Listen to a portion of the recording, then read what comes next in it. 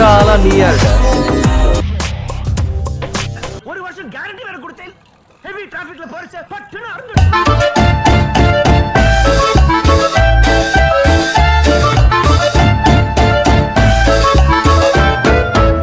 இனிய video போக்குறோம்னா finally முடி வெட்ட போறோம். பொறுக்கி பைய பொறுக்கி பேடா முடி வெட்டிட்டு பார்த்தீங்கன்னா சும்மா ஒரு ஜாலியாக வளர்க்கலாம் அப்படின்னு சொல்லிட்டு தான் வளர்த்தேன். ஸோ வந்து நான் லாஸ்ட் இயரே ஒரு வீடியோ போட்டிருப்பேன். அப்பயே தெரிஞ்சிருக்கும் இந்த மாதிரி வந்து சும்மா ஜாலியாக பண்ணலாம் அப்படின்னு சொல்லிட்டு. ஆக்சுவலாக வந்து இவ்வளோ 1 இயர் வளர்ப்பேன்னு யோசிக்கவே இல்லை. சும்மா ஜாலியாக வளர்ப்போன்னு சொல்லி பார்த்தா 1 இயர் வளர்த்தேன். ஸோ வந்து மெயின்டெனன்ஸ் என்னால் மெயின்டைனே பண்ண முடியல. ஸோ நான் இந்த டாஸ்கில் வந்து கிவ் அப் பண்ணுறேன். It's been 1 year. இந்த டாஸ்க்லேருந்து நான் கிவ் அப் பண்ணுறேன். ஸோ எனக்கு தெரிஞ்சிச்சு இது வந்து எவ்வளோ கஷ்டம் முடி வளர்க்குறது அப்படின்னு சொல்லிட்டு.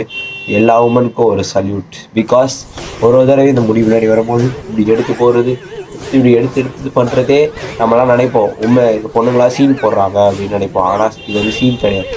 இப்படி பண்ணி பண்ணுறதுக்கே வந்து அதில் வர இந்த சிக்கு வேறு வரும். இது ரொம்ப தலைவலியான வேலை. நம்ம பாட்டு போகணுமா, இப்படி வாரணுமா அப்படி சொல்லி போயிட்டே இருக்கணும்.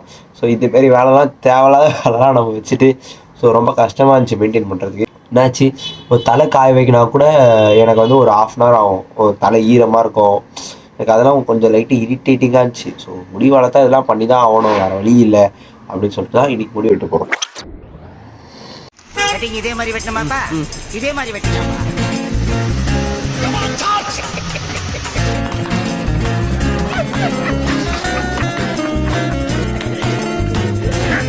பாத்துனா மெதுவானா?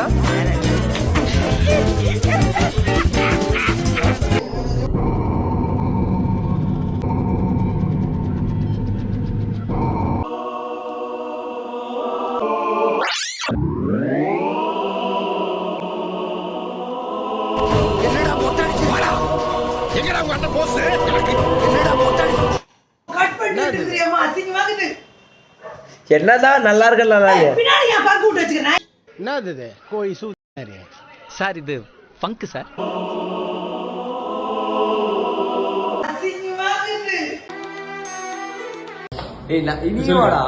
இப்போ வந்து இதுக்கு முன்னாடி வந்து நிறைய முடி வச்சிருந்தாரு. இப்போ எல்லாம் ஃபுல் முடி ஷார்ட்டா வெட்டிட்டாரு. இப்போ வந்து உள்ள போய் அவர் ரியாக்ஷன் மொத்தம் ரியாக்ஷன் பார்க்கலாம் நம்ம.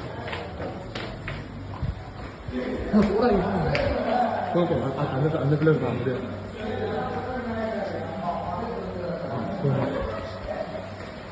ரெடியா